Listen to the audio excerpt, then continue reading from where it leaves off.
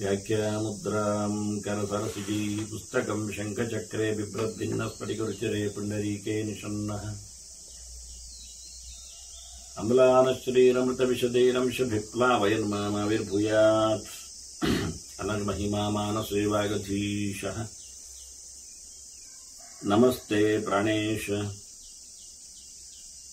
ಪ್ರಣತ ವಿಭವಾಯಾವನಿಮಗ ನಮಃ ಸ್ವಾಮಿನ್ ರಾಮಪ್ರಿಯತಮ ನಮನ್ ಗುರುಗುಣ ನಮಸ್ತುಭ್ಯಂ ಭೀಮ ಪ್ರಬಲತಮ ಕೃಷ್ಣೇಷ್ಟ ಭಗವನ್ ನಮಃ ಶ್ರೀಮನ್ಮಧ್ವ ಪ್ರದೇಶ ಸುದರ್ಶನ್ನೋ ಜಯ ಜಯ ಶ್ರೀ ಗುರುಭ್ಯೋ ನಮಃ.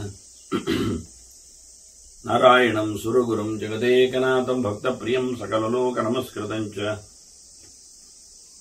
ತ್ರೈಗುಣ್ಯವರ್ಜಿತಮಜಂ ವಿಭುವಾದ್ಯಮೀಶಂ ವಂದೇ ಭವಗ್ರಂ ಅಮರಾಸುರಸಿದ್ಧವಂದ್ಯಂ ನಾರಾಯಣಂ ನಮಸ್ಕೃತ್ಯ ನರಂ ಚೈವ ನರೋತ್ತಮಂ ದೇವೀಂ ಸರಸ್ವತೀಂ ವ್ಯಾಸಂ ತತೋ ಜಯಮುದೀರೇ.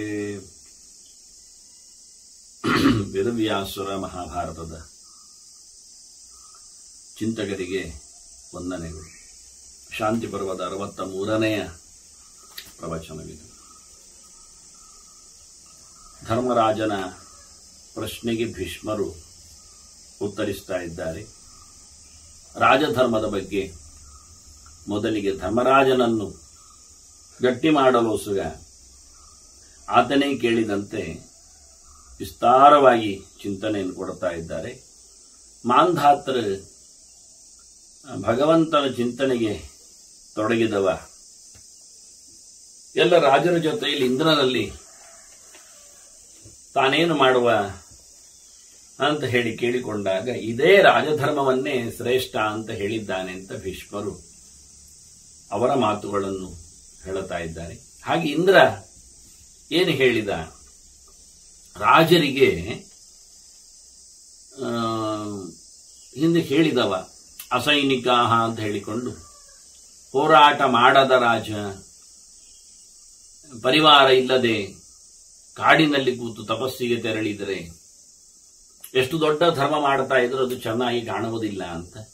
ಅದಕ್ಕಾಗಿ ರಾಜರಲ್ಲಿ ಇರಬೇಕಾದಂತಹ ಒಂದು ಗುಣ ಹೇಳುತ್ತಾನೆ, ಆತ್ಮತ್ಯಾಗ ಸರ್ವಭೂತಾನುಕಂಪ.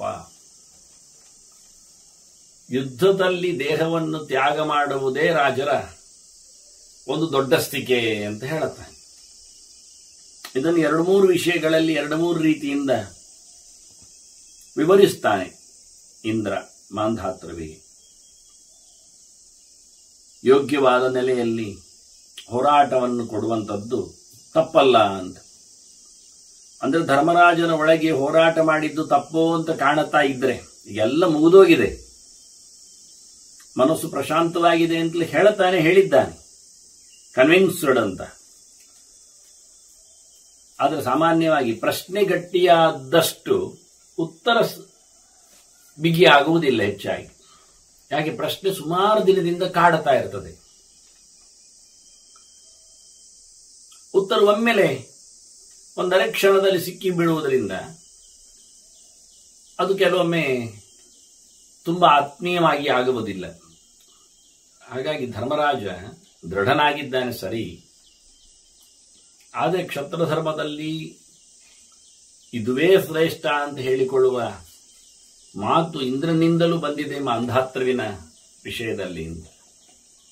ಬಹಳ ಸುಂದರವಾಗಿ ಇವತ್ತು ನಾವು ಬೆಳಿಗ್ಗೆದ್ದು ಮಂಗಳಾ ಸಂಶನೆಯ ಮಾತುಗಳನ್ನು ಹೇಳುತ್ತೇವೆ ಅಂದಾಗ ರಾಜರ ಗಡನಗಳ ಚಿಂತನೆಯಲ್ಲಿ ಮಾಂಧಾತೃವಿನ ಹೆಸರು ಕೇಳುತ್ತದೆ. ಮಾಂಧಾತ ನೌಶಂಬರೀಶ ಸಗರಹ ಅಂತ ಹೇಳಿಕೊಂಡು ಇವೆಲ್ಲ ಬಹಳ ಹಿಂದಿನಿಂದಲೂ ಸಹ ಸಂಗ್ರಹಿಸಲ್ಪಟ್ಟಂತಹ ಮಾತುಗಳು, ನಿನ್ನೆ ಮೊನ್ನೆ ಇದ್ದಲ್ಲ.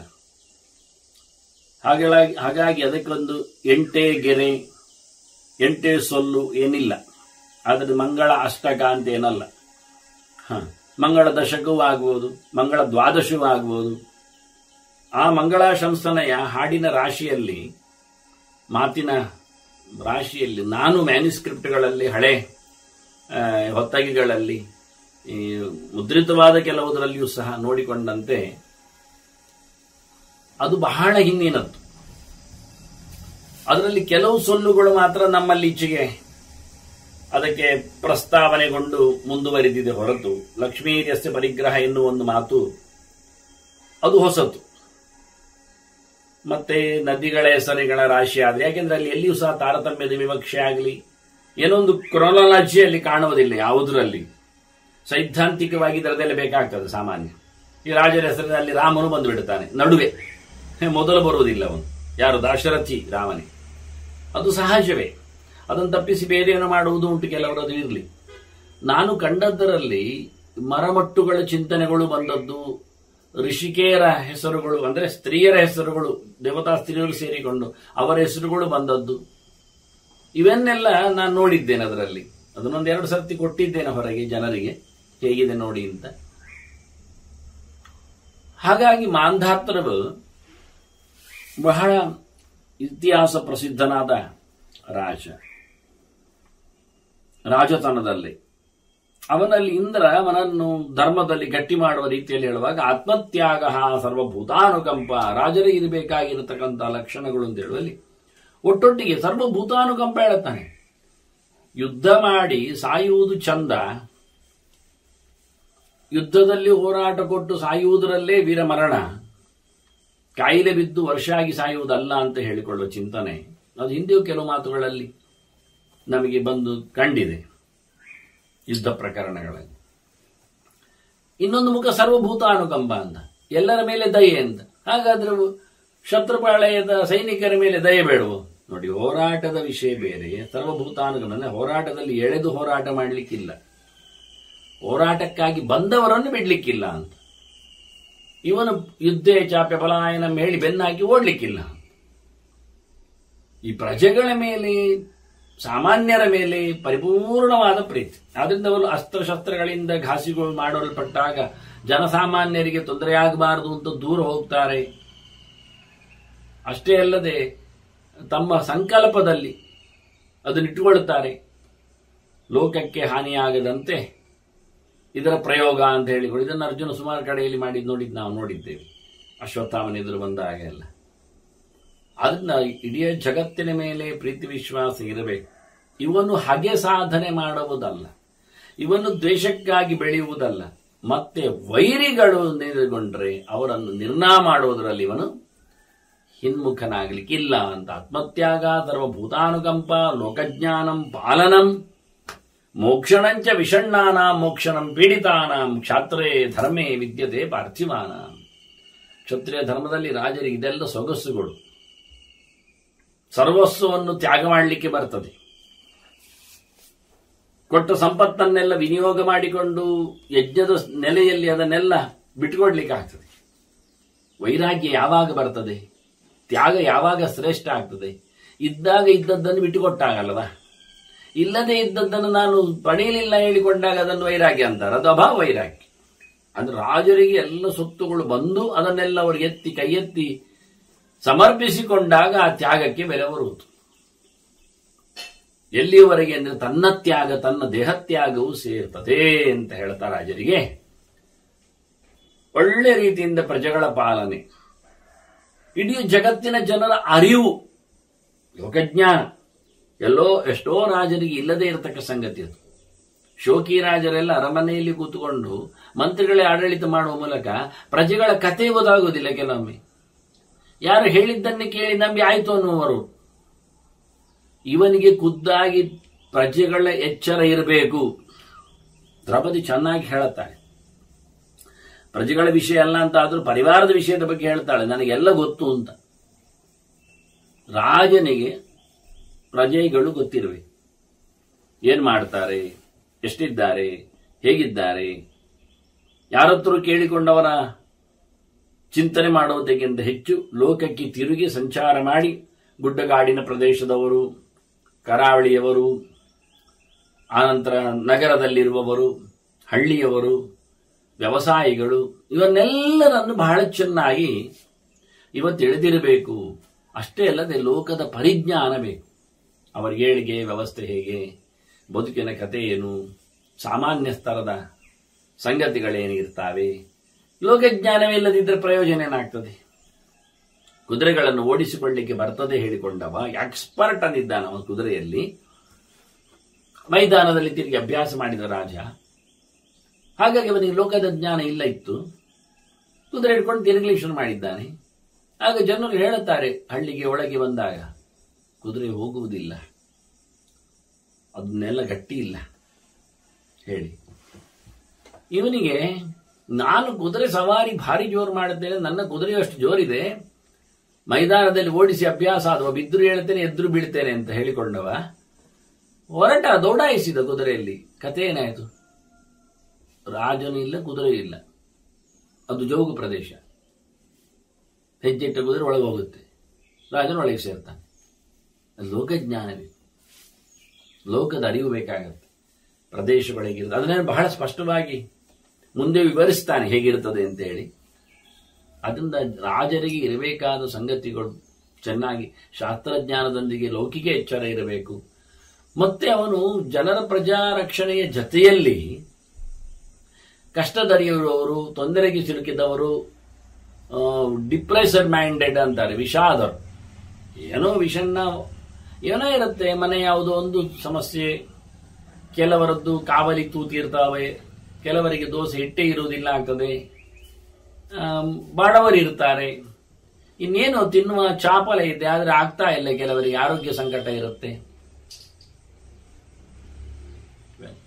ಹಿಂದೆ ದೇಶದ ವ್ಯವಸ್ಥೆಯಲ್ಲಿ ಎಷ್ಟು ಚೆನ್ನಾಗಿತ್ತು ಕೇಳಿದ್ರೆ, ವ್ಯಕ್ತಿಗೆ ಜಾಗವನ್ನು ಬಿಟ್ಟುಕೊಟ್ಟು ಗಾಣವನ್ನು ಹಾಕಿಸಿಬಿಟ್ಟು ಅಲ್ಲಿನ ಜನರಿಗೆ ಅದನ್ನು ವಿನಿಯೋಗ ಆಗುವಂತೆ ಮಾಡಿಬಿಟ್ಟು ಅದನ್ನು ಸರ್ಕಾರದಿಂದ ಅಂದರೆ ರಾಜತನದಿಂದ ನೋಡಿಕೊಳ್ಳುವಷ್ಟರ ಮಟ್ಟಿಗೆ ಇತ್ತು. ಇವತ್ತು ಅಂತಹ ದೀಪದ ಮನೆ, ಗಾಣದ ಮನೆ, ಗುಡ್ಡೆಯ ಮನೆ ಹೀಗೆಲ್ಲ ಹೆಸರು ಕೇಳ್ತೇವೆ, ಮತ್ತು ಬೀದಿ ಮಂಟಪ ಅದೆಲ್ಲ ಕೇಳ್ತೇವೆ ಹೊರತು ಅಲ್ಲಿ ವ್ಯವಸ್ಥೆ ಇಲ್ಲ. ಸಾವಿರಾರು ವರ್ಷದ ಹಿಂದಿನ ವ್ಯವಸ್ಥೆಗಳನ್ನೆಲ್ಲ ವಿದೇಶದ ಆಕ್ರಮಣ ನಮ್ಮ ಸಂಸ್ಕೃತಿಯ ನಾಶದೊಂದಿಗೆ ತೆಗೆದುಬಿಟ್ಟಿದೆ. ಹಿಂದೆ ಭಾರತವೇ ಹೇಳಿದಾಗೆ 5 ದನ ಸಾಕಿದಾಗ 1 ಅವನದ್ದಾಗ್ತದೆ, 100ಕ್ಕೆ ಹೀಗೆ ಅಂತ ಏನೊಂದು ವ್ಯವಸ್ಥೆ ಇತ್ತು. ಅದರಿಂದ ಇಡೀ ಹೆಸರು ಪಡೆಯುವಷ್ಟರ ಮಟ್ಟಿಗೆ ಆವತ್ತಿನ ಕಾಲದಲ್ಲಿ ಪ್ರತಿಯೊಂದು ದಾರಿ, ಪ್ರತಿಯೊಂದು ಕೇರಿ ಆಗ್ತಿತ್ತು.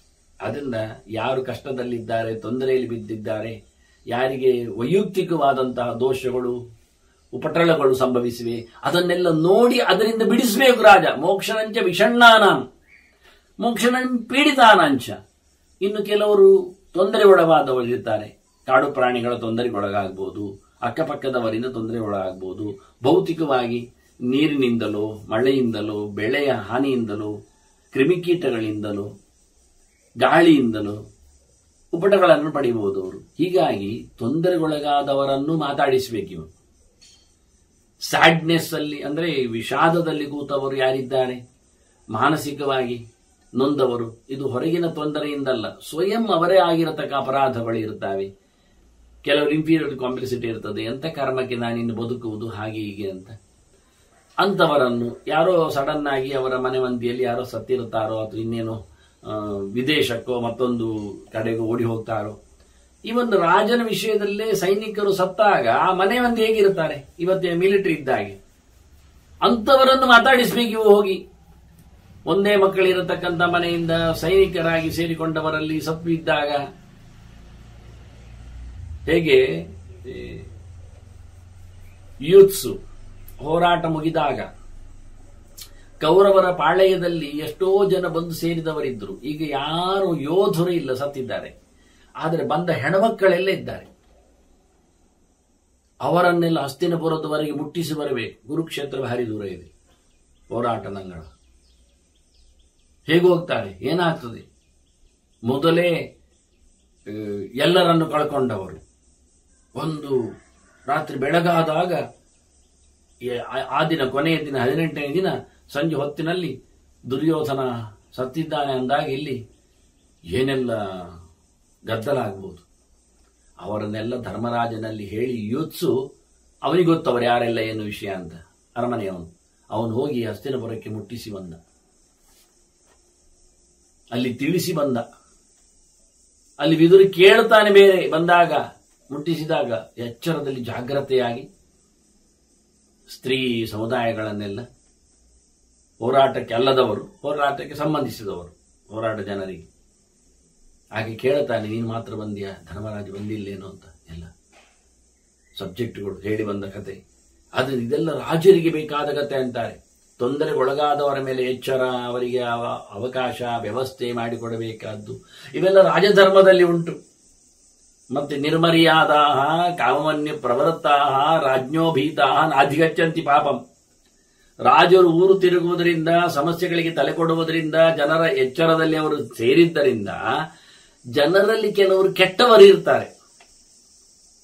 ಹೇಳಿದ್ದು ಕೇಳದವರು, ಶಾಸ್ತ್ರವನ್ನು ಒಪ್ಪದವರು, ಗಲಾಟೆಯನ್ನು ಇಷ್ಟಪಡುವವರು, ಬಯಕೆಗಳಿಗೆ ದಾಸರಾದವರು, ಡ್ರಗೇಡಿಟ್ಸ್ ಎಲ್ಲ ಇದ್ದಾಗೆ, ಮತ್ತೆ ಕೋಪ ಜಾಸ್ತಿ ಇದ್ದವರು, ಮುಂಗೋಪ, ತಾಳ್ಮೆ ಇಲ್ಲ, ಇಂಥವರೆಲ್ಲ ಇರ್ತಾರೆ.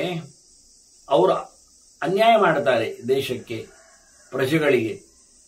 ಹೀಗಾಗಿ ರಾಜ ಅಲ್ಲಿ ಪ್ರಜೆಗಳ ಕ್ಷೇಮದಲ್ಲಿ ತಾನು ಖುದ್ದಾಗಿ ನೆಲೆಗೊಂಡರೆ ಇವರು ತಣ್ಣಗಾಗ್ತಾರೆ.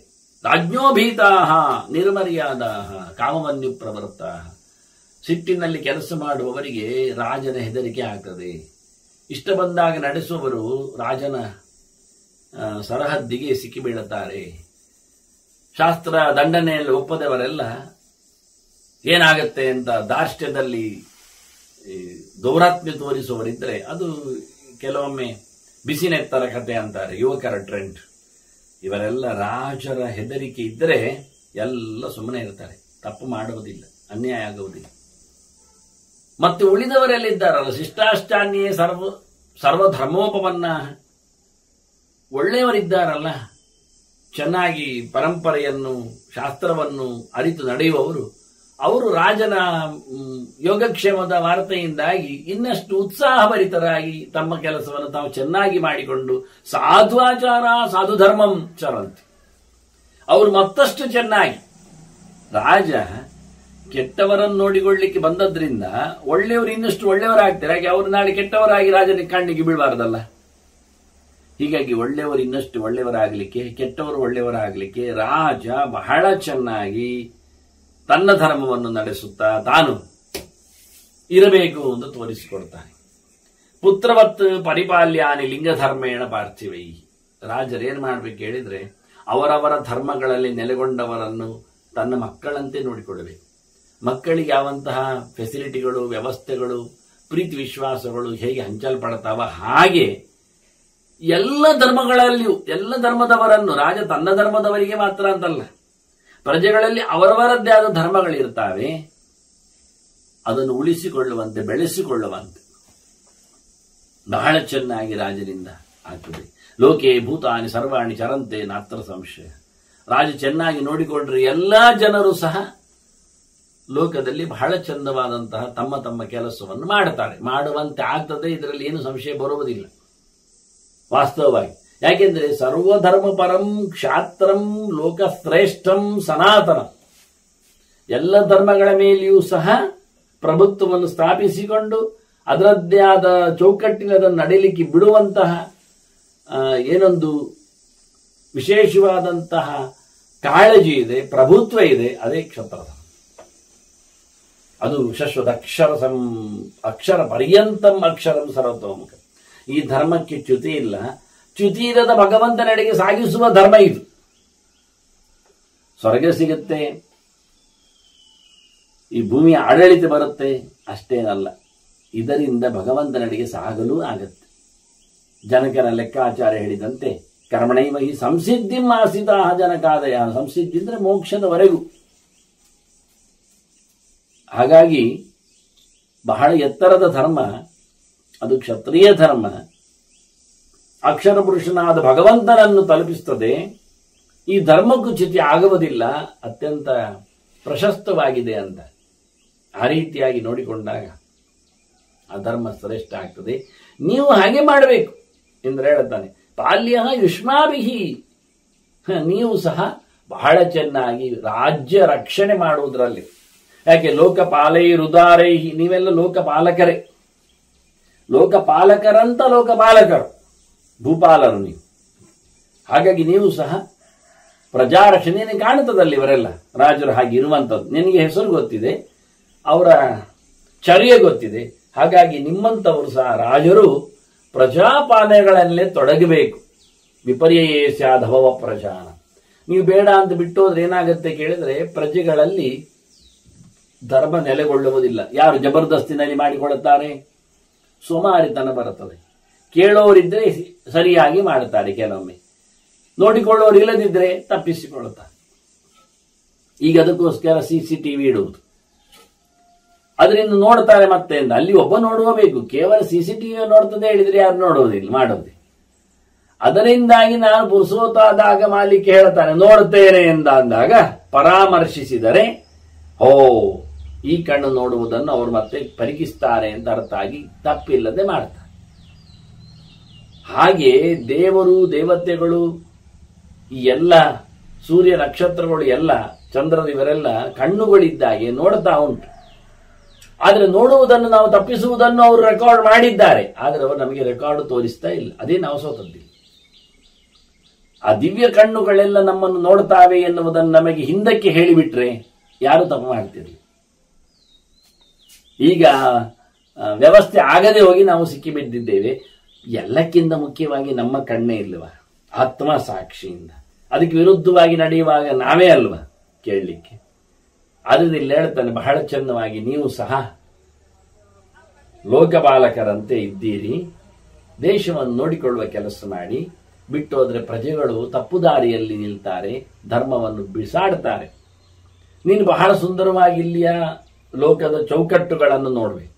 ಭೂ ಸಂಸ್ಕಾರಂ ರಾಜ ಸಂಸ್ಕಾರ ಯೋಗ್ಯಂ, ಯಾವ ರೀತಿಯಲ್ಲಿ ರಾಜರನ್ನು ಮರ್ದನೆ ಮಾಡಲಿಕ್ಕೆ ಉಂಟು, ಹೇಗೆ ರಾಜ್ಯ ವಿಸ್ತಾರ ಮಾಡಲಿಕ್ಕೆ ಉಂಟು, ಯಾವ ನೆಲೆಯಲ್ಲಿ ದೇವರ ಸೇವೆಯಾಗಿ ರಾಜರನ್ನು ಮರ್ದಿಸಿದ್ದನ್ನು ರಾಜಸೂಯವನ್ನಾಗಿಸಲಿಕ್ಕೆ ಬರ್ತದೆ, ಈ ಭೂಮಿಯನ್ನು ಯಾವ ರೀತಿಯಲ್ಲಿ ನಾವು ಸಮೃದ್ಧವನ್ನಾಗಿಸ್ಲಿಕ್ಕೆ ಆಗ್ತದೆ, ಬೇಕಾದ ಹಾಗೆ ದವಸ ಧಾನ್ಯಗಳು ಬರುವಂತೆ ನಾವು ಒಳ್ಳೆ ಗದ್ದೆ ಜಾಗದಲ್ಲಿ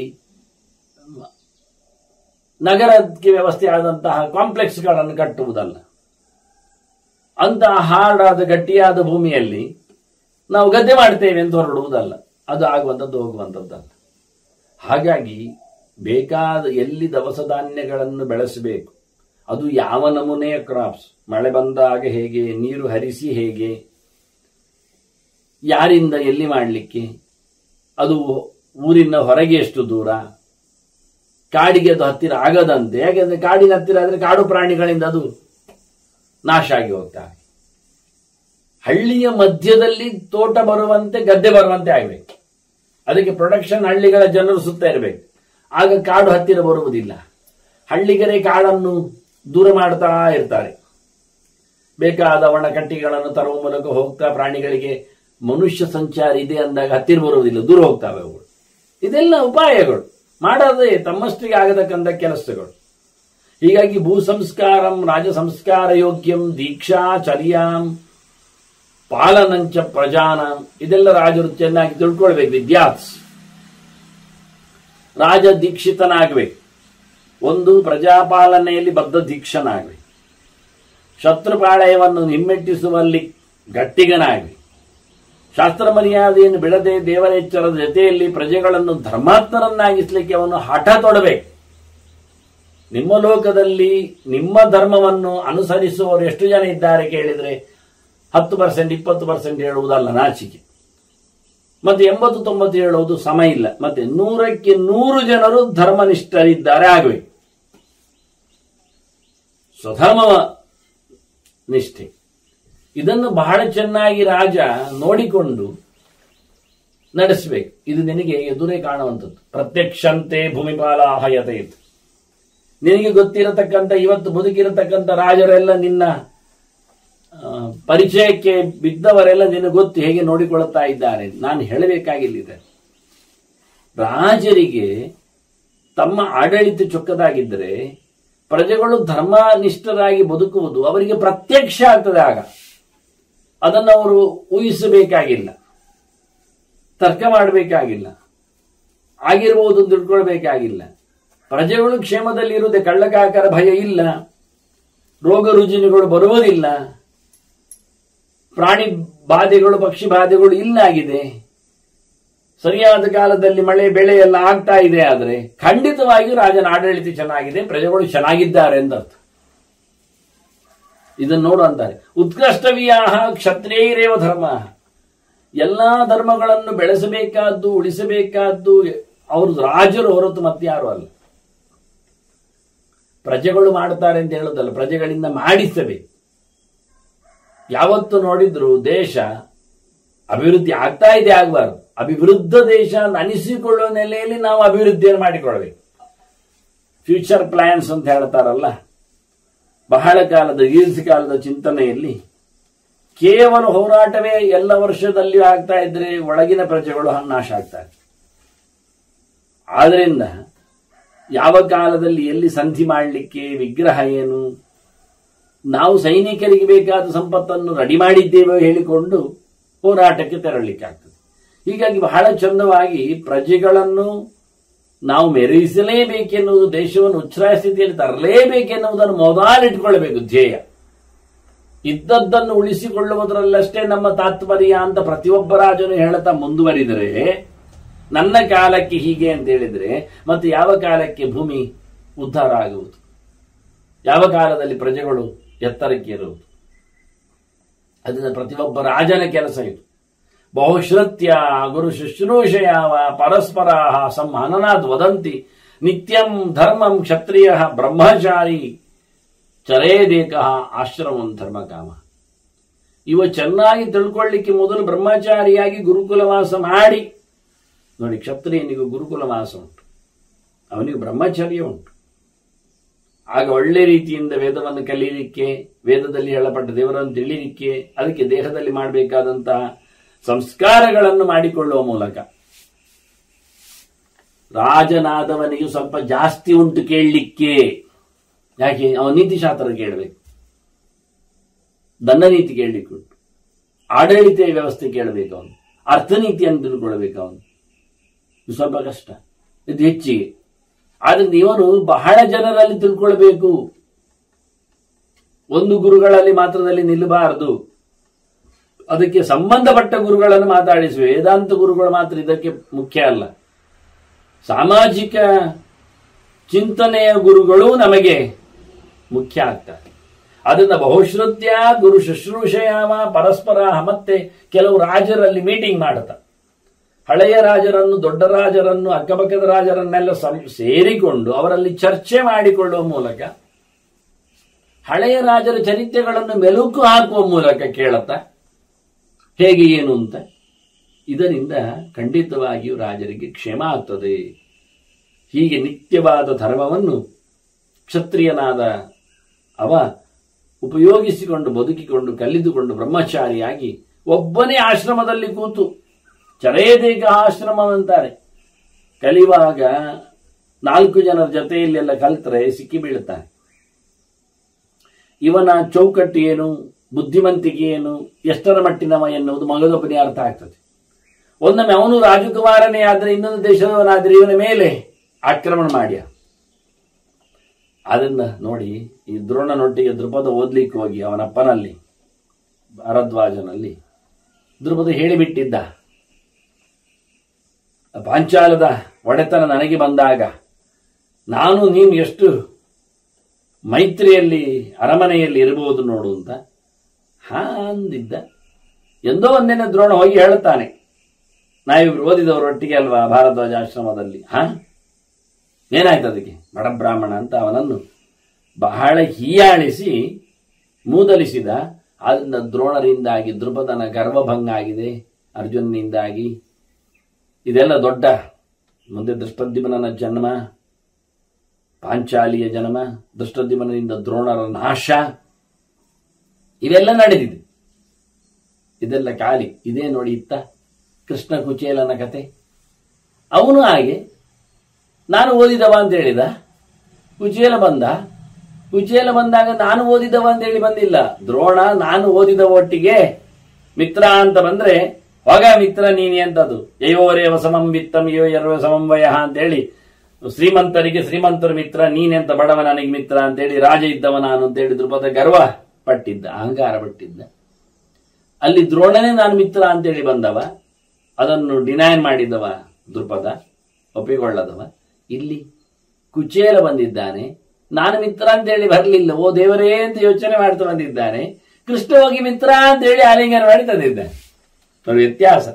ಮೈತ್ರಿಯ ಭೇಟಿಯ, ಮಿತ್ರರ ಭೇಟಿಯಲ್ಲಿ, ಮೈತ್ರಿಯ ಕಥೆಯಲ್ಲಿ ಎರಡು ಕಥೆಗಳು ಏಕಕಾಲದಲ್ಲಿ ನಡೆದ ಎರಡು ಕಥೆಗಳು.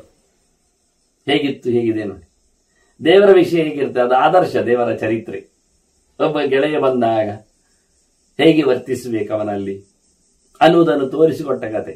ಒಬ್ಬ ಗೆಳೆಯ ಬಂದಾಗ ಹೇಗೆ ವರ್ತಿಸಬಾರದು ಅಂತ ಹೇಳಿಸಿಕೊಟ್ಟ ಕತೆ ಧ್ರುವದನ ಕತೆ. ಆದ್ರಿಂದ ಹೇಳ್ತಾರೆ ಚರೇದೇಕ ಆಶ್ರಮಂ ಧರ್ಮಕಾಮ. ಆದ್ರಿಂದ ಚನ್ನವಾದಂತಹ ಧರ್ಮವನ್ನು ಕಲೀಲಿಕ್ಕೆ ಒಬ್ಬಂಟಿಗನಾಗಿ ಕಲಿಬೇಕು ಅಂತ. ಮತ್ತೆ ಪರಸ್ಪರ ಚಿಂತನೆ ಮಾಡ್ಲಿಕ್ಕೆ ಅಂತ ಹೇಳಿದ್ದಾರೆ. ಪರಸ್ಪರ ಚಿಂತನೆ ಬೇರೆ ಕಡೆ ಹೋದಾಗ ಮಾಡ್ಲಿಕ್ಕೆ, ಗುರುಕುಲದಲ್ಲಿ ಮಾಡುವ ಬೇರೆ ವಿದ್ಯಾರ್ಥಿಗಳ ಜೊತೆಯಲ್ಲಿ ಮಾಡ್ಲಿಕ್ಕೆ. ಆದರೆ ಕ್ಷತ್ರಿಯ ಕುಮಾರರ ಜೊತೆಯಲ್ಲಿ ಮಾಡ್ಲಿಕ್ಕೆ ಹೋದ್ರೆ ಇವನ ವೀಕ್ ಪಾಯಿಂಟ್ಸ್, ಇವನ ಸೀಕ್ರೆಟ್ಸ್, ಇವನ ಆಶೋತ್ತರಗಳು ಅವನಿಗೆ ಗೊತ್ತಾಗ್ತದೆ. ಅವನು ಮತ್ತೊಮ್ಮೆ ಪಕ್ಕದ ಅರಸನೇ ಆಗಿ ಮತ್ತೆ ಇವನ ಕಾಲದಲ್ಲಿ ಅವನೇ ಅಲ್ಲಿ ನಿಂತರೆ ಇವನ ಏನೆಲ್ಲ ವೀಕ್ ಪಾಯಿಂಟ್ಸ್ ನೋಡಿ ಹೊಡಿಲಿಕ್ಕೆ ಶುರು ಮಾಡುತ್ತ. ಧರ್ಮರಾಜ ಕಲಿತು ಬಂದಾಗ ಒಂದು ಪ್ರತಿಜ್ಞೆ ಮಾಡಿಕೊಂಡಲ್ಲ, ಯಾರಿಗೂ ಹಾರಮ ಆಗದ ಪ್ರತಿಜ್ಞೆ ಕ್ಷತ್ರಿಯರು ಕಲಿತ ಬಳಿಕ ಮಾಡಬೇಕೆನ್ನುವ ಒಂದು ಕ್ರಮ ಅಂತೆ. ಅದಕ್ಕೆ ಇವನು ಹೇಳಿದ್ದು, ನಾನು ಯಾರಾದ್ರೂ ಜೂಜಿಗೆ ಕರೆದ್ರೆ ಬರುವುದಿಲ್ಲ ಹೇಳುವುದಿಲ್ಲ ಅಂತ. ಇದರಿಂದ ಏನು ಹಾನಿ ಆಗುವುದಿಲ್ಲ. ಕ್ಷತ್ರಿಯರ ಸಂಬಂಧಪಟ್ಟದ್ದು ಯಾರಾದ್ರೂ ಜೂಜಿಗೆ ಕರೆದ್ರೆ ಇಲ್ಲ ಒಲ್ಲೆ ಹೇಳುವುದಿಲ್ಲ ಅಂತ ಇವರದ್ದೊಂದು ಪ್ರತಿಜ್ಞೆ, ಸತ್ಯವಾಕ್ಯ ಅವನಂತು. ಹಾಗೇನಾಯ್ತು, ಇದು ಗೊತ್ತಿರಬೇಕು, ಸ್ವಲ್ಪ ಆದ್ರೂ ತಿಳ್ಕೊಂಡಿರಬೇಕು. ಹೀಗಾಗಿ ದುರ್ಯೋಧನಾದಿಗಳು ಗಮ್ಮತ್ನಲ್ಲಿ ಇವ ಎಂತೂ ಪೆದ್ದ ಇದ್ದಾನೆ, ಇವನನ್ನು ಕರೆದು ಬಿಡುವ, ಕರೆದವನನ್ನು ಮಂಗ ಮಾಡಿ ಕಳಿಸುವ ಅಂತೇಳಿ ಹಾಗೇ ಮಾಡಿ ಕರೆದು ಮಂಗ ಮಾಡಿ ಕಳಿಸಿದ್ರು. ಎಷ್ಟು ಧರ್ಮರಾಜ ಹೆದರಿ ಹೋದ ಕೇಳಿದ್ರೆ, ಸೋತ ಬಳಿಕ ಹೋಗಿ ಆಯ್ತಲ್ಲ ಎರಡನೇ ಸರ್ತಿಯು, ಮತ್ತೆ ವಿದುರ ಬಂದಾಗ ಮತ್ತೆ ಭೀಮನಲ್ಲಿ ಹೇಳುದು, ಮತ್ತೆ ಇನ್ನೂ ವಿದುರ ಬಂದ, ಮೊನ್ನೆ ಜೂಜಿ ಬರ್ಲಿಕ್ಕೆ ಹೇಳಿದ ನೋಡು, ಈಗ ಮತ್ತೆ ಕರೀತಾವನ ಏನೋ, ಯಾಕೆ ನಮ್ಮ ಆಯುಧಗಳು ಇಡಬೇಕೇನೋ ಅವನೇ ಈಗ. ಹೆದರಿಕೊಂಡಿದ್ದಾನೆ. ಭೀಮ ಹೇಳ್ತಾನೆ ತಡಿಮಾರೆ ನೋಡುವ ಅಂತ. ಇಷ್ಟು ಮಾಡಿದವ ಧರ್ಮರಾಜ 12 ವರ್ಷದ ನಂತರ ಏನಾದ, ವಿರಾಟನ ಮನೆಯಲ್ಲಿ ಅವನು ಯತಿಯಾಗಿ ಕೂತು ಮಾಡಿದ ಕೆಲಸ ಏನು ಕೇಳಿದ್ರೆ, ವಿರಾಟನ ಜೊತೆಯಲ್ಲಿ ಆಡುವುದು, ಜೂಜಾಡುವುದು.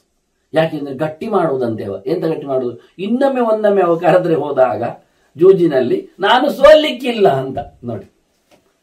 ಯಾಕೆ ಈ ವಾಕ್ಯದಿಂದ ತಗೊಳ್ತಾ ಇಲ್ಲ ಅವರು. ಇನ್ನು ಯಾರಾದ್ರೂ ಕರೆದ್ರೆ ಬರುವುದಿಲ್ಲ ಅಂತ ಹೇಳುತ್ತೇನೆ ಅಂತ ಮಾಡಲಿಲ್ಲ. ಯಾರಾದ್ರೂ ಕರೆದ್ರು ಬರ್ತೇನೆ ಬರುವುದಿಲ್ಲ ಹೇಳುವುದಿಲ್ಲ ಮಾಡಿಕೊಂಡವ. ಈಗ ಏನ್ ಮಾಡ್ತೇನೆ ಅಂದ್ರೆ, ಯಾರಾದ್ರೂ ಕರಿಬೇಕು, ನಾನು ಹೋಗ್ಬೇಕು, ಅವರನ್ನು ಸೋಲಿಸಬೇಕು ಅಂತ ಹೇಳಿ ಜೂಜು ಗಿರ ಧರ್ಮರಾಜನಲ್ಲಿ ಹೇಗಿತ್ತು ನೋಡಿ. ಅವನು ಪ್ರತಿಜ್ಞೆ ಮಾಡುವಾಗಲೇ ಅವನಿಗೆ ನಾಲಿಗೆಯಲ್ಲಿ ಅಲ್ಲಾಡಿಸಿದ್ನಂತೆ. ಇಂಥದ್ದು ಯಾಕೆ ಮಾಡಿದ್ ಕೇಳುವಾಗ ಹೇಳ್ತಾರೆ, ಅದು ಅವನು ಪ್ರತಿಜ್ಞೆ ಮಾಡುವಾಗಲೇ ಕಲಿ ಅಲ್ಲಾಡಿಸಿದ್ದಾನೆ ಸ್ವಲ್ಪ ಅಂತ. ಅದನ್ನು ಮತ್ತೆ ಒಂದು ಸರ್ತಿ ಮಾಡಿದ್ರೆ ನೋಡಿ, ಇದು ಒಂದೇ ಸರ್ತಿ ಕಲಿ ಮಾಡಿದ್ದು, ಒಂದೇ ಸರ್ತಿ ಅವನ ನಾಲಿಗೆಯಲ್ಲಿ ಕೂತು ಒಲ್ಲೆ ಅನ್ನುವುದಿಲ್ಲ ಹೇಳೋದು. ಅದನ್ನು ಕೊನೆ ಸಾಯುವ ಗಳಿಗೆವರೆಗೆ ನೋಡುದು. ವಿರಾಟನ ಅರಮನೆಯಲ್ಲಿ 1 ವರ್ಷ ಕೂತಾಗಲು ಅವನ ತಲೆಯಲ್ಲಿ ಏನಿಗೆ ಹೇಳಿದ್ರೆ, ಇನ್ನು ಜೂಜಿ ಕರಿಬೇಕು, ನಾನು ಇನ್ನಾಗಬೇಕು. ಪುಣ್ಯಕ್ಕೆ ಕರಿಲಿಲ್ಲ, ಪೆಟ್ಟೆ ಕರೆದ್ರು ಮುಂದೋಯ್ತು ಬಿಡಿ. ಹಾಗೆ ಇವನು ಹೇಳ್ತಾನೆ ಬಹಳ ಚೆನ್ನಾಗಿ, ಕಲಿಯುವಾಗ ಒಬ್ಬನೇ ಇದ್ರೆ ಚಂದ, ಇಲ್ಲಾದ್ರೆ ಇನ್ನೊಬ್ಬರಿಗೆ ಅವನ ಸೀಕ್ರೆಟ್ಸ್ಗಳು ಗೊತ್ತಾಗಿ ಅವನನ್ನು ಕುಣಿಸ್ತಾರೆ, ಬ್ಲ್ಯಾಕ್ ಮೇಲ್ ಮಾಡ್ತಾರೆ. ಇಲ್ಲಿ ಬ್ಲ್ಯಾಕ್ ಮೇಲ್ ಮಾಡಿದ ಹಾಗೆ, ಅವನು ಕರೆದ್ರೆ ಬರುವುದಿಲ್ಲ ಹೇಳೋದಿಲ್ಲ, ಅವನಿಗೆ ಆಟ ಗೊತ್ತಿಲ್ಲ, ನಾವು ಕರೆಯುವ ಮುನಿ ನಾವು ಹಾಕುವ ಅಂತ ಹೇಳಿದ್ರು. ಹಾಗೆ ಮಾಡಿಕೊಂಡ್ರು. ಭೀಮಸೇನ ವಿಷಯದಲ್ಲಿ ಹಾಗೆ. ಭೀಮಸೇನ ಹೇಳ್ತಾರೆ, ನನ್ನನ್ನು ಯಾರಾದ್ರೂ ಮೀಸೆ ಇಲ್ಲದವ ಅಂತ ಹೇಳಿದ್ರೆ ಅವನನ್ನು ಬಡಿದು ಬಿಡುತ್ತೇನೆ, ಕೊಂದು ಬಿಡುತ್ತೇನೆ ಅಂತ. ಯಾಕೆಂದ್ರೆ ಭೀಮಸೇನ ಯಾವತ್ತು ಸಹ ಮೀಸೆ ಬೋಳಿಸಿದವನೇ ಅಲ್ಲಂತೆ. ಸುವ್ಯಕ್ತ ಸ್ಮಶ್ರುಮಂಡಲ ಅಂತಾರೆ, ಪೊಗದಸ್ತಾದ ಪೊಗುರು ಮೀಸೆ ಅಂತ ಭೀಮನಂತು. ಹೀಗೆ ದಪ್ಪ ದಪ್ಪ ದಪ್ಪ ದಪ್ಪ ಮೀಸೆ ಹೀಗೆ ಇಳಿದತ್ತು ಇಲ್ಲಿವರೆಗೆ. ಅದು ಯಕ್ಷಗಾನದಲ್ಲಿ ಮಾಡುವ ಸ್ಟೈಲ್ ಎಲ್ಲಲ್ಲ, ಅದು ಭೀಮ ಅಲ್ಲ, ಅದು ರಾಕ್ಷಸರೆಲ್ಲ ಅದಲ್ಲ. ಹೀಗೆ ಎದ್ದೆದ್ದು ಬಂದಿರತಕ್ಕಂಥ ದಪ್ಪ ದಪ್ಪನೆ ಗುಂಗುರಾದ ಮೀಸೆ ಮುದ್ದೆ. ಅದರಿಂದ ಯಾವ ವ್ಯಕ್ತಿ ನೋಡಿದ್ರೆ ಭೀಮಸೇನ ಮೀಸೆ ಇಲ್ಲ ಹೇಳಲಿಕ್ಕೆ ಆಗುವುದಿಲ್ಲ. ಇದು ಹೇಳಿದ, ನನ್ನನ್ನು ಯಾರಾದ್ರೂ ಮೀಸೆ ಇಲ್ಲದವ ಹೇಳಿದ್ರೆ ಅವನನ್ನು ತಲೆ ಹೊಡಿತೇನೆ ಅಂತ ಭೀಮ ಪ್ರತಿಜ್ಞೆ ಮಾಡಿದ್ದಾನೆ. ಅದನ್ನೆಲ್ಲ ಕೇಳಿಕೊಂಡಿದ್ದಾನೆ ದುರ್ಯೋಧನ. ಅದು ಕರ್ಣನಿಗೆ ಹೇಳಿದ್ದಾನೆ. ಕರ್ಣ ಆದ್ರಿಂದ ರಣಾಂಗಣದಲ್ಲಿ ಮಧ್ಯದಲ್ಲಿ ತಮಾಷೆ ಮಾಡುದು, ಮೀಸೆ ಇಲ್ಲದವ ತೂಬರ ಅಂತ. ಇವ ಮೀಸೆ ಕಾಣ್ತದೆ, ಮೀಸೆ ಉಂಟು ಅಂದ್ರೆ ಮೀಸೆ ಇಲ್ಲದವ ಹೇಳಿದ್ರೆ ಬಡಿತೇನೆ, ಬಡೀಲಿ ಅಂತ ಅವನ್ನ ಕೆದರಿಸುವುದು. ಯಾಕೆ ಕೆದರಿಸುವುದು ಅಂದ್ರೆ ದುರ್ಯೋಧನ ಖುಷಿ ಆಗಲಿ ಅಂತ. ಹೀಗೆ ಸೀಕ್ರೆಟ್ ಇರ್ತದೆ, ರಹಸ್ಯವಾಗಿರೋದು. ಅದಕ್ಕೋಸ್ಕರ ಕಲಿಯುವಾಗ ಒಬ್ಬ ಇರಲಿ ಹೇಳಿತ್ತು. ಅವನ ಪಟ್ಟುಗಳು, ಕಥೆಗಳು, ಆಕ್ಷನ್ಸ್ಗಳು, ರಿಯಾಕ್ಷನ್ಸ್ಗಳು, ಮೊನೋಪೋಲಿಗಳು, ಯೋಚನೆಗಳು ಇವೆಲ್ಲ ಡಿಫ್ರೆಂಟ್ ಆಗಿರ್ತದೆ. ಅದು ಮತ್ತೊಬ್ಬರಿಗೆ ಗೊತ್ತಾಗಬಾರ್ದು. ಕಲಿಯುವಾಗ ಯಾವಾಗಲೂ ಪರ್ಸನಲ್, ಟ್ರೂ ಪರ್ಸನಲ್. ಅವರು ಹೊತ್ತಗೆಗಳು ಹಾಗೆ. ಅವರು ಎಲ್ಲಿಯೋ ಕೆಲವೊಮ್ಮೆ ನೋಟ್ ಮಾಡಿರ್ತಾರೆ, ಯಾವುದೋ ವಿಷಯದ ಮೇಲೆ ರೌಂಡ್ ಅಪ್ ಮಾಡ್ತಾರೆ. ಆದ್ರಿಂದ ಕಲಿಯುವ ಪುಸ್ತಕಗಳು ಇನ್ನೊಬ್ರಿಗೆ ಸಿಗುವಂತಿಲ್ಲ, ಕೆಲವೊಮ್ಮೆ ಕೊಡುವುದಿಲ್ಲ. ಕೆಲವರು ಅದರಲ್ಲೆಲ್ಲ ಗೀಚಿದ್ದೇನೆ ಅಂತ ಹೇಳ್ತಾರೆ, ಕೊಡುವುದಿಲ್ಲ. ನೋಡ್ಲಿಕ್ಕೆ ಕೊಟ್ಟರೆ ಅದರಲ್ಲಿ ಸೀಕ್ರೆಟ್ಸ್ ಗೊತ್ತಾಗ್ತದೆ, ಮಾರ್ಕ್ಸ್ಗಳು ಅಂದ್ರೆ ಅವರು ಹೋದ ದಾರಿ ಗೊತ್ತಾಗ್ತದೆ. ಹೇಗೆ ಇವರು ಅಧ್ಯಯನ ಮಾಡುತ್ತಾ ಇದೆ, ಸ್ಟೆಪ್ ಬೈ ಸ್ಟೆಪ್ ಇವರು ಗ್ರಹಿಸುವ ರೀತಿ ಏನು ಗೊತ್ತಾಗುತ್ತೆ. ಇದೆಲ್ಲ ಸೀಕ್ರೆಟ್ಗಳು. ಆದ್ರಿಂದ ಗುರುಗಳು ಅಂತವರಿಗೆ ಅಂತದ್ದೇ ಹೇಳಿಕೊಂಡು ಮುಂದುವರಿಸ್ತಾರೆ, ಇನ್ನೊಬ್ರು ಹೇಳಿಕೊಡುವುದಿಲ್ಲ. ಅರ್ಜುನನ ದ್ರೋಣ ತಯಾರು ಮಾಡಿದ ಹಾಗೆ ಇದೆಲ್ಲ ಅನೇಕ ಚಿಂತನೆಗಳು. ಆದ್ರಿಂದ ಹೇಳುವಾಗ ಚರೇದೇಕ ಆಶ್ರಮ ಧರ್ಮಕಾಮ.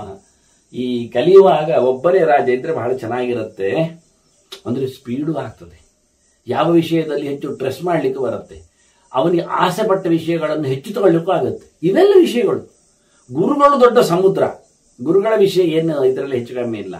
ಕಲಿಯುವ ವಿದ್ಯಾರ್ಥಿಯಲ್ಲಿ ಯಾವುದಕ್ಕೆ ಹೆಚ್ಚು ಮೋಕೆ, ಯಾವುದನ್ನು ಹೆಚ್ಚು ಜೋಕೆ ಮಾಡಿದ್ದಾನೆ, ಇದನ್ನೆಲ್ಲ ನೋಡಿಕೊಂಡು ಗುರುಗಳು ಅದೇ ರೀತಿಯಲ್ಲಿ ಅವನನ್ನು ಫೀಡ್ ಮಾಡ್ತಾ ಹೋಗ್ತಾರೆ. ಹಾಗೆ ಅವನು ತಯಾರಾಗ್ತಾ ಹೋಗ್ತಾನೆ. ಈಗೆಂತ ಗೊತ್ತುಂಟ, ಈಗ ಯಾವ ಸಬ್ಜೆಕ್ಟ್ ಯಾರಿಗೆ ಏನು ಹೇಳಿಕೊಡ್ಬೇಕು ಅಂತ ಯಾರಿಗೂ ಗೊತ್ತಿಲ್ಲ. ಕಲಿಯೋರಿಗಂತೂ ಚೂರು ಗೊತ್ತಿಲ್ಲ ಎಂಥದ್ದು ಅಂತ. ಎಲ್ಲಾ ಪರ್ಕಟ್ಗಳನ್ನೆಲ್ಲ ಅವನಿಗೆ ತುಂಬಿಸಿ ಏನೇನು ಹೇಳಿಕೊಂಡು ಅದರಲ್ಲಿ ಎಂಥದೂ ಬರುವುದಿಲ್ಲ. ಕೊನೆಗೆ ಯಾವನೇ ಏನೋ. ಹೀಗಾಗಿ ಒಟ್ಟು ಮುಂದೋಗ್ಲಿಕ್ಕೇ ಇಲ್ಲ. ಯಾವುದೋ ಗಣಿತ ಗೊತ್ತಿಲ್ಲದವ ಅವ 10 ಪಾಸ್ ಮಾಡುವಾಗೇ ಇಲ್ಲ. ಯಾಕೆ ಯಾವತ್ತು ನೋಡಿ ಅಲ್ಲೇ ಬೀಳುದವ ಹೊಂಡ. ಈ ಹಾವೇಣಿ ಆಟದಲ್ಲಿ ದೊಡ್ಡ ಹಾವಿಗೆ ಬಾಯಿಗೆ ಬಿದ್ದಾಗೆ ಅದಷ್ಟ ಇಲ್ಲದವ. ಇದು ಪ್ರಯೋಜನ ಇಲ್ಲ. ಅವನಿಗೆ ಅದು ಬೇಡ. ಅವನು ಅದರಲ್ಲಿ ಎಕ್ಸ್ಪರ್ಟ್ ಅಲ್ಲ. ಆಚೆ ಬಿಡಿ, ಅದನ್ನು ಮುಂದೋಗಲಿ ಅವನು ಯಾವುದರಲ್ಲಿ ಆದ್ರೂ. ಅದಿವನು ನೋಡುದಿಲ್ಲ. 10 ಕಡೆಯಿಂದ ಹಗ್ಗ ಹಾಕಿ ಎಲ್ಲ ಪಾಸ್ ಆದ್ರೆ ಆಚೆ ಹೋಗ್ತಾನೆ ಹೇಳಿಕೊಂಡ್ರೆ ಆಗುವಂಥದ್ದಲ್ಲ. ಅದ್ರದ್ದು ಹಿಂದೆ ಹಾಗಿಲ್ಲ. ಯಾವ ವಿದ್ಯೆಯಲ್ಲಿ, ಯಾವ ಧರ್ಮದಲ್ಲಿ, ಯಾವ ಸ್ವಭಾವದಲ್ಲಿ ಅವನಿದ್ದಾನೋ ಅದರಲ್ಲಿ ಅವನನ್ನು ಮುಂದುವರಿಸುವಂತೆ ಮಾಡಲಿಕ್ಕೆ ಇಂಡಿವಿಜುವಲ್ ಎಜುಕೇಶನ್ ಇದು ಮಾಸ ಆಗ್ಲಿಕ್ಕೆ ಹೋಗಿ ಇವತ್ತು ಎಲ್ಲ ಮೋಸ ಆಗಿದೆ. ಇದನ್ನು ಉಲ್ಲೇಖ ಮಾಡ್ತಾನೆ. ಮತ್ತೆ ಸಾಮಾನ್ಯಾರ್ಥೇ ವ್ಯವಹಾರೇ ಪ್ರವೃತ್ತೆ ಪ್ರಿಯೇ ವರ್ಜಯನ್ನೇವ ಯತ್ನಾತ್ ಚಾತುರವರ್ಣ್ಯಂ ಸ್ಥಾಪನಾತ್ ಪಾಲನಾಚ್ಚ ತೈ ಯೋಗೈ ನಿಯಮೈ ಔರಸೈಶ್ಚ. ರಾಜ ನೋಡಿಕೊಳ್ಳುವ ಬಗೆ ಹೇಗಿರ್ತದೆ ಕೇಳಿದ್ರೆ, ಅವನು ಯಾವ ವಿಷಯದಲ್ಲಿಯೂ ತನ್ನ ಇಷ್ಟ ಅನಿಷ್ಟಗಳನ್ನು ನೋಡಿಕೊಳ್ಳಿಕ್ಕಿಲ್ಲ. ಜನರ ವೈಯಕ್ತಿಕವಾದ ಇಷ್ಟಾನಿಷ್ಟಗಳಿಗೂ ಅವನು ಹೋಗಬಾರದು. ಇದು ಪ್ರಧಾನವಾದ ಧರ್ಮವನ್ನು ನೋಡುವ ಕ್ರಮ. ಮತ್ತೆ ವ್ಯಕ್ತಿಯ ವಿಷಯ ಇಲ್ಲಿಲ್ಲ, ವಸ್ತು ಸಂಗತಿ ಮಾತ್ರ ಅಂತ.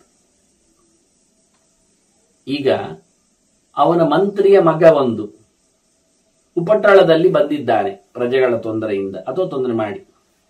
ಈಗ ರಾಜ ನಿರ್ಣಯ ಕೊಡ್ಲಿಕ್ಕೆ, ಹೇಳಲಿಕ್ಕೆ, ಈಗ ರಾಜ ಏನ್ ಮಾಡಬೇಕು? ಇವ ಯಾರು ಅಂತ ಕೇಳಬೇಕಾ? ಯಾರು ಗೊತ್ತಾಗಿರ್ಬೇಕಾ? ಯಾಕೆ ಗೊತ್ತಾಗಬೇಕು? ಇದು ನನ್ನ ಮಂತ್ರಿಯ ಮಗ. ಗೊತ್ತಾದ್ರೆ ಏನಾಗ್ತದೆ ರಾಜನಿಗೆ? ಕೂಡಲೇ ಒಂದು ಕಡೆಯಲ್ಲಿ ಎಳಿತದೆ, ಒಂದು ಕೊಕ್ಕೆ ಬೀಳುತ್ತೆ. ಯಾಕೆ? ಇದು ನನ್ನ ಮಂತ್ರಿಯ ಮಗ. ಆ ಮಂತ್ರಿಯ ಪೂರಾ ಕತೆ ಅವನ ಬೆನ್ನ ಹಿಂದೆ ಬರ್ತದೆ.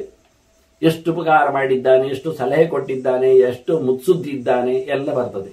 ಈಗ ಅವನ ಮಗನ ಮೇಲೆ ಇವನ ಮಾರ್ಕ್ಗಳು ವೇರಿಯೇಷನ್ ಆಗಿ ಶುರುವಾಗುತ್ತೆ. ಇಲ್ಲಿ ತತ್ವ ಸತ್ತೋಯ್ತು. ಅವನು ಏನು ಮಾಡಿದ ಕೇಳುವುದನ್ನು ರಾಜ ತಿಳಿಯುವ ಮೊದಲಿಗೆ ಅವನ ಹಿಂಬದಿಯಲ್ಲಿ ಒಂದು 500 ಪುಟಗಳು ಟೈಪ್ ಆಗಿ ಆದವು, ತಲೆಯಲ್ಲಿ ಪ್ರಿಂಟ್ಔಟ್ ಆದವು. ಇದರ ಮೇಲೆ ಉತ್ತರಾರ್ಧ ಚರಿತ್ರೆ ಇನ್ನಿಂತದ್ದು. ಮತ್ತೆ ಮೆಲ್ಲಕ್ಕೆ ಹೇಳ್ತಾನೆ, ಎಂತ ಮಾಡಿದ ಹೇಳ್ತಾನೆ. ಅವ ತೋಟಕ್ಕೆ ಹತ್ತಿದ, ಕಲ್ಲು ಬಿಸಾಡಿದ, ಮಾವಿನ ಹಣ್ಣು ತಿಂದ, ಇಲ್ಲೇ ಮಾತುಗಳೇ ಬರ್ಬೋದು, ಇಟ್ಕೊಳ್ಳುವ. ಈಗ ರಾಜನಿಗೆ ಆ ಮುಕ್ಕಾಲಧ್ಯಾಯ ಓದಿಕೊಂಡದ್ದುಂಟಲ್ಲ, ಅದಕ್ಕೆ ಅನುಗುಣವಾಗಿ ಇನ್ನು ಕಾಲಾಧ್ಯಾಯವನ್ನು ಅವನು ಫಿನಿಶ್ ಮಾಡ್ಲಿಕ್ಕೆ ಈಗ ಸಿಕ್ಕಿಬಿಡ್ತಾನೆ. ಅದಕ್ಕೆ ಹೇಳ್ತಾನೆ, ನಮಗೆ ಯಾವತ್ತೂ ಸಹ ಯಾವ ವ್ಯಕ್ತಿ ನನಗೆ ಬೇಕಾದವನ, ನನಗೆ ಬೇಡ ಆದವನ ಇನ್ನೊಬ್ಬ ದೂರ ತರ್ತಾನೆ, ಅವನ ಹಿಡಿದು ತಂದಿದ್ದಾನೆ. Same case. ಪಕ್ಕದ ತೋಟಕ್ಕೆ ನುಗ್ಗಿ ಕಲ್ಲು ಬಿಸಾಡಿ ಮಾವಿನ ಹಣ್ಣನ್ನು ಕಿತ್ತು ತಿಂದದ್ದು ಇಟ್ಕೊಳ್ಳು, ಅವನು ಮಗನೇ, ಮಂತ್ರಿಯ ಮಗನೇ. ಅವನು ಯಾರ ಮಂತ್ರಿಯ ಮಗ? ಪಕ್ಕದ ದೇಶದ ರಾಜನ ಮಂತ್ರಿಯ ಮಗ. ಈ ಅರಸನ ವಿರೋಧಿ ಪಕ್ಷದವ, ಶತ್ರು ಪಕ್ಷದವನ ಮಂತ್ರಿಯ ಮಗ. ಈಗ ಈ ರಾಜನ ಇಲ್ಲಿ ಆದ ದುರ್ಘಟನೆಗೆ ಅವನಿಗೇನು ಶಿಕ್ಷೆ ಆಗ್ತದೆ? ಹೇಗಾಗ್ತದೆ? ಆದ್ರಿಂದ ರಾಜನಾದವ ಪ್ರಿಯ ಅಪ್ರಿಯಗಳನ್ನು ತನ್ನವ ಅಲ್ಲದವ ಶತ್ರು ನನಗಾಗ್ತದೆ ಆಗುವುದಿಲ್ಲ. ಕೆಲವು ರಾಜರಿಗುಂಟು ಇದೇ ಕತೆ ನೋಡಿ. ಮಾವಿನ ಹಣ್ಣು ಕದ್ದ ಅಂತ ಹೇಳಿದಾಗ ಮಾವಿನ ಹಣ್ಣ ಕದೀಲಿ ಅಂತ ಹೇಳ್ತಾನೆ. ಯಾಕೆ? ಅದು ನಾನು ಸಣ್ಣವನಿದ್ದಾಗ ಕದೀತಿದ್ದೆ, ಅದು ರಸಾಯನಕ್ಕೆ ನನಗೆ ಭಾರಿ ಇಷ್ಟ ಮಾವಿನ ಹಣ್ಣು, ಅದಕ್ಕೆ ಇದು ಒಳ್ಳೆ ಕಾಯ್ತದ. ನಾನು ತಿಳ್ಕೊಂಡೆ ಅವನು ಸೇಬು ಕದ್ದದ್ದು ಅಂತ. ಅಲ್ಲಪ್ಪ, ಸೇಬು ಕದ್ರೆ ಪನಿಷ್ಮೆಂಟ್ ಜಾಸ್ತಿ ಅಂತೆ, ಮಾವಿನ ಹಣ್ಣು ಆದ್ರೆ ಇಲ್ಲ. ಯಾಕೆ? ಪ್ರಿಯ ನನಗೆ ಅದು ಪ್ರಿಯ ಅಂತ, ಮಾವಿನ ಹಣ್ಣು ನನಗೆ ಇಷ್ಟ ಅದು. ಇದು ಬೆಳ ಹೇಸಿಗೆ ಅಲ್ವಾ? ಆದ್ರಿಂದ ಈ ಸ್ವಾರ್ಥವನ್ನು ನೋಡಿಕೊಳ್ಳದೆ, ತನ್ನವ ಅಂತ ನೋಡಿಕೊಳ್ಳದೆ, ವಿಷಯ ಇಷ್ಟವ ಅನಿಷ್ಟವನ್ನು ತಿಳ್ಕೊಳ್ಳದೆ, ಟೋಟಲಿ ಸಂಗತಿಗಳ ಬಗ್ಗೆ ಮಾತ್ರವೇ ತಲೆ ಕೊಡುವ ರಾಜ ಆಗಬೇಕು. ಸಾಮಾನ್ಯಾರ್ಥೇ ವ್ಯವಹಾರೇ ಪ್ರವೃತ್ತೆ. ಸಾಮಾನ್ಯವಾದ ವಿಷಯದಲ್ಲಿ ಲೋಕ ವ್ಯವಹಾರಕ್ಕೆ ಒಂದು ನಿಂತರೆ ಅಲ್ಲಿ ಪ್ರಿಯ ವರ್ಜೆಯನ್ನೇಮ. ಅಲ್ಲಿ ಪ್ರಿಯ ನೋಡ್ಲಿಕ್ಕಿಲ್ಲ, ಏನಾಗ್ತದೆ ಕೇಳಲಿಕ್ಕಿಲ್ಲ.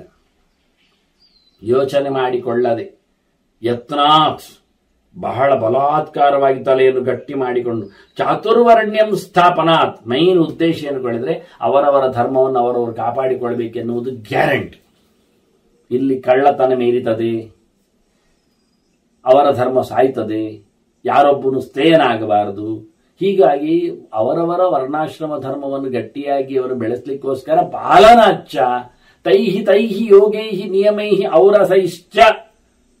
ಅವರವರಿಗೆ ಬೇಕಾದಂತಹ ಏನೊಂದು ಪನಿಷ್ಮೆಂಟ್ ಇದೆ ಅಥವಾ ತಪ್ಪು ಕಾಣಿಕೆಗಳಿವೆ ಅಥವಾ ದಂಡನೆ ಇದೆ, ಅದನ್ನು ಸರಿಯಾಗಿಯೇ ಸಮರ್ಥವಾಗಿಯೇ ರಾಜ ಉಪಯೋಗಿಸಿಕೊಳ್ಳಲೇಬೇಕು.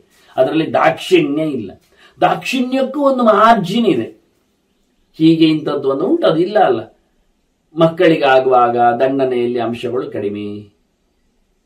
ಹಾಗೆ ಒಬ್ಬ ಜ್ಞಾನಿಯಾಗುವಾಗ ಅವನು 10 ಜನರಿಗೆ ಅಧ್ಯಯನಾದಿಗಳನ್ನು ಉಣಿಸಬೇಕು ಅಂದಾಗ, ಅದೇ ಒಬ್ಬ ಆರ್ತನಾದವ, ಹುಚ್ಚನಾದವ, ವೃದ್ಧನಾದವ, ಅಸಮರ್ಥನಾದವ, ಈ ವಿದ್ಯೆಯಲ್ಲಿ ರಿಯಾಯಿತಿ ಅಷ್ಟೇ ಹೊರತು ಅದು ಎಲ್ಲ ಯಾವತ್ತೂ ಅಲ್ಲ.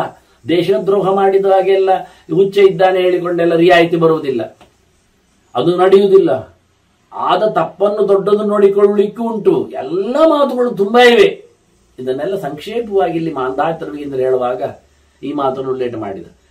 ಟೋಟಲಿ ವಿಷಯ ಏನು ಕೇಳಿದ್ರೆ ಸ್ವಂ ಧರ್ಮಂ ಯೇ ನಚರಂತಿ ವರ್ಣಾಹ ತಾನ್ ಧರ್ಮಾನ್ ಅಯಥಾರ್ಥಾನ್ ವದಂತಿ. ಅವರವರ ಕೆಲಸ ಅವರವರು ಮಾಡದೇ ಇದ್ರೆ ಅವರಿಗೆ ಯಾವ ಸೇವೆ ಮಾಡಿದ್ದಕ್ಕೂ ಬೆಲೆ ಬರೋದಿಲ್ಲ. ಆ ಧರ್ಮ ಅವರಿಗೆ ಉಪಯೋಗಕ್ಕೆ ಸಿಗುವುದಿಲ್ಲ. ಬಿಟ್ಟು ಹೋದದ್ದು ಹೋಗಿ ಹೋಗ್ತದೆ, ಬೇರೆ ಮಾಡಿದ್ದಕ್ಕೆ ಬೆಲೆ ಬರುವುದಿಲ್ಲ. ಆದ್ರಿಂದ ಅಂತಹ ಧರ್ಮ ಬಿಟ್ಟವರನ್ನು ರಾಜ ಚೆನ್ನಾಗಿ ಅವರು ಯಾಕೆ ಬಿಟ್ಟಿದ್ದಾರೆ, ಬೇರೆ ಯಾಕೆ ಮಾಡ್ತಾರೆ? ಒಂದೇ ಒಂದು ಉದ್ದೇಶ ಎಲ್ಲದಕ್ಕೂ. ಏನು ಕೇಳಿದ್ರೆ ಖಾಲಿ ದುಡ್ಡು, ಸ್ವಾರ್ಥ. ಏನು ಪ್ರಯೋಜನ ಕೇಳಿದ್ರೆ ಸುಖ. ಕೊನೆಗೆ ಬೆಳಿಗ್ಗೆ ಏಳುವುದಿಲ್ಲ. ಬೆಳಿಗ್ಗೆ ಏಳುವುದು ಸೂರ್ಯೋದಯಕ್ಕಿಂತ ಮೊದಲು ಮಿಂದು ಭಗವಂತನ ಎಚ್ಚರವನ್ನು ಸಂಪಾದನೆ ಮಾಡುವುದು ಪ್ರತಿಯೊಬ್ಬನ ಸಂಸ್ಕಾರವಂತನ ಅಲ್ಲದವನದ್ದಾದರೂ ಒಬ್ಬ ಮಾನವನ ಸಹಜವಾದ ಕರ್ತವ್ಯ. ಬಿಫೋರ್ ಸನ್ರೈಸ್ ಅವೇಕಿಂಗ್, ಸೂರ್ಯ ಬರುವ ಮುಂಚೆ ಎದ್ದು ದೇವರನ್ನು ನೆನಪಿಸುವುದು, ಸೌರಶಕ್ತಿಯನ್ನು ಆಹ್ವಾನಿಸಿಕೊಳ್ಳುವುದು ಆರೋಗ್ಯ ದೃಷ್ಟಿಯಿಂದ ಪ್ರತಿಯೊಬ್ಬ ಮಾನವನ, ಸರ್ವಧರ್ಮದವನ ಕರ್ತವ್ಯ. ಇದು ದೇಶದಲ್ಲಿ ಮಾಡಬೇಕಾದ್ದು ಪ್ರತಿಯೊಬ್ಬರು. ಅಂದಾಗ ಯಾಕೆ ಹೇಳುವುದಿಲ್ಲ, ಯಾಕೆ ನಡೆಸುವುದಿಲ್ಲ ಕೇಳಿದ್ರೆ? ಯಾಕೆ ಅವರು ನಮ್ಮ ಚೌಕಟ್ಟನ್ನು ಮಾನವಂತಿಕೆಯನ್ನು ಬಿಡುತ್ತಾರೆ ಹೇಳಿ? ನಿರ್ಮರ್ಯಾರ್ಧ ನಿತ್ಯ ಮರ್ಥೇ ನಿಮಿಷ್ಟ. ಅವರಿಗೆ ದುಡ್ಡಿನ ಭರ. ಏನ್ ದುಡ್ಡು, ಏನು ಪ್ರಯೋಜನ, ಏನ್ ಲಾಭ, ಏನ್ ಸುಖ? ಗಡ್ದು ನಿದ್ದೆ ಬರ್ತದೆ. ಬೆಳಗ್ಗಿನ ಹೊತ್ತು ನಿದ್ದೆ ಭಾರಿ ಲಾಯಕ ಇರ್ತದೆ. ಆ ನಿದ್ರಾದೇವಿ ಬಹಳ ಚೆನ್ನಾಗಿ ಆಲಿಂಗನ ಮಾಡ್ತಾಳೆ, ಬಹಳ ಚೆನ್ನಾಗಿ ಕಾಲು ಒತ್ತುತ್ತಾಳೆ, ಕೈ ಒತ್ತುತ್ತಾಳೆ, ತಲೆ ಒತ್ತುತ್ತಾಳೆ. ಯಾಕೆ? ಮಲಗು. ಯಾಕೆ? ನಿನ್ನಂಥವ್ರು ಒಳ್ಳೆಯವರು ಎದ್ದು ಬಿಟ್ರೆ ಮತ್ತೆ ದೇಶ ಕ್ಷೇಮ ಆಗತ್ತೆ. ಹಾಗಾಗಿ ಈರ್ಷ್ಯಾಪರರವರೆಲ್ಲ ರಕ್ಕಸ ಜಾತಿಯವರು. ನಿದ್ರಾದೇವಿ, ಸೋಮಾರಿ ಹೆಸರಲ್ಲೇ ಉಂಟಲ್ಲ, ನಾನು ಹೇಳಬೇಕಾಗಿಲ್ಲ, ಮಾರಿ ಇಂಥವಳು. ಇಂಥ ವ್ಯಕ್ತಿಗಳೆಲ್ಲ ಕ್ಷುದ್ರ ದೇವತೆಗಳಿವು, ನೀಚ ದೈವಗಳಿವು. ಮನುಷ್ಯರನ್ನು ಅಡಿ ಹಾಕಿ ತಾವು ನೆಗಾಡ್ತಾವೆ.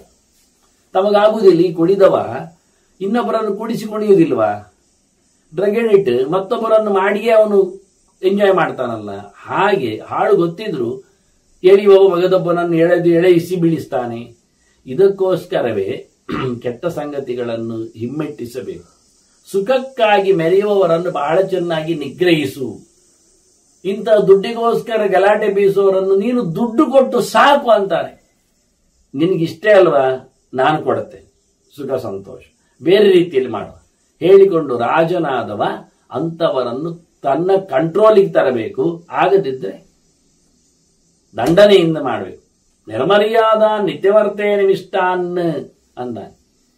ಅಂಥವರನ್ನು ತಾನಮೈ ಪಶುಭೂತಾನ್ ಮನುಷ್ಯಾನ್ ಆಹುಸ್ತಾನಮೈ, ಅವರನ್ನು ಪ್ರಾಣಿಗಳು ಅಂತಲೇ ಕರೀತಾರೆ. ತಮ್ಮಿಷ್ಟದಂತೆ ಬದುಕುವವರು ಯಾರಿದ್ದಾರೆ ಅವರು ಪ್ರಾಣಿಗಳು, ಮನುಷ್ಯರಲ್ಲ. ಅವರನ್ನು ಯಥಾನೀತಿಂ ಗಮೇತ್ಯರ್ಥಯೋಗಾತ್ ಶ್ರೇಯಸ್ತಸ್ಮಾದ್ ಆಶ್ರಮಾತ್ ಕ್ಷತ್ರಧರ್ಮ. ಆದ್ದರಿಂದ ಅವರನ್ನು ಮತ್ತೆ ದಾರಿಗೆ ತರುವುದರಿಂದ ಒಂದು ದುಡ್ಡು ಕೊಟ್ಟು ಇಲ್ಲ ದೂಡಿಬಿಟ್ಟು ಏನಾದರೂ ಒಂದು ಮಾಡಿ ಅವರನ್ನು ಅಂಕೆಯಲ್ಲಿ ತರೋದರಿಂದ ಎಲ್ಲಾ ಧರ್ಮಗಳಿಗಿಂತ ಮಿಗಿಲಾದ ಧರ್ಮ ಕ್ಷತ್ರಿಯ ಧರ್ಮ ಅಂತಾರೆ. ಸರ್ವಧರ್ಮಗಳನ್ನು ನೆಲೆಗೊಳಿಸುವ ಮೂಲಕ ಇಂತಹ ನೆಲೆಯಲ್ಲಿ ಒಂದೊಮ್ಮೆ ಆತ ಕರ್ಮಭ್ರಷ್ಟನಾದರೆ, ತನ್ನ ಕೆಲಸ ಸ್ವಧರ್ಮವನ್ನು ಮಾಡದೇ ಇದ್ರೆ ಅವನನ್ನು ಅತ್ಯಂತ ನೀಚನು ಅಂತೇಳಿ, ಅನ್ಯತ್ ಕುರುವನ್ ಶೂದ್ರವತ್ತು ಶಸ್ತ್ರವದ್ಯ, ಅವನೊಂದೊಮ್ಮೆ ಕೇಳುವುದಿಲ್ಲ ಆದರೆ ದಾರಿಗೆ ಬರುವುದಿಲ್ಲ ಆದರೆ ಅವನನ್ನು ಬಡಿಲಿಕ್ಕೆ ಉಂಟು, ಹೊಡಿಲಿಕ್ಕೆ ಉಂಟು ಅಂತ ಹೇಳಿ ದಂಡನೆಗೆ ತಾತ್ಪರ್ಯವುಳ್ಳ, ಸರ್ವಧರ್ಮದ ಪ್ರತಿಷ್ಠೆಯಲ್ಲಿ ತಾತ್ಪರ್ಯವುಳ್ಳ ಕ್ಷತ್ರಧರ್ಮ ಶ್ರೇಷ್ಠ ಅಂತ ಹೇಳಿ ನೀನು ಅದನ್ನೇ ಮಾಡಲಿಕ್ಕೆ ಉಂಟು ಅಂತ ಮಾಂಧಾತೃವಿಗೆ ಇಂದ್ರ ಶಂಸನೆ ಮಾಡುತ್ತಾನೆ. ಇನ್ನು ಕೆಲವು ಮಾತುಗಳ ಜೊತೆಯಲ್ಲಿ ಆತನ ಪ್ರಶ್ನೆ ಬರುವವರೆಗೆ ಈತ ಉತ್ತರಿಸ್ತಾನೆ. ಅದನ್ನು ಮುಂದೆ ಚಿಂತನೆ ಮಾಡುವ, ಮತ್ತೆ ಸಂವಾದವನ್ನು ಕೇಳುವ. ವಂದನೆಗಳು. ಶ್ರೀಕೃಷ್ಣ ನಾರಾಯಣ ನಾರಾಯಣ ನಾರಾಯಣ.